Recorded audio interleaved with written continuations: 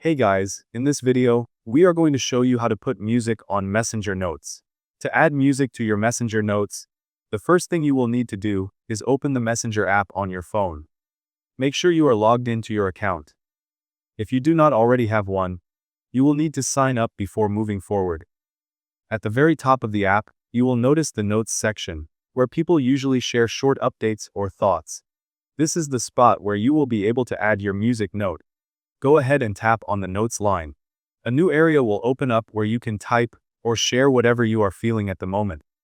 But here is the fun part. Along with the typing area, you will also see a small music icon. When you tap on the music icon, Messenger will pull up a selection of different songs for you to choose from. You can scroll through trending songs, search for your favorite track, and once you have found the one you like, tap on it to select it.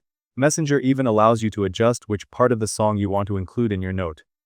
So, if there's a specific chorus or beat you love, you can drag the slider to highlight that section of the track. After you have picked your song and adjusted the clip, just tap on Done. You will also get the option to type a short message or thought alongside the music, so you can personalize it even more. Finally, when you are happy with how it looks and sounds, tap Share.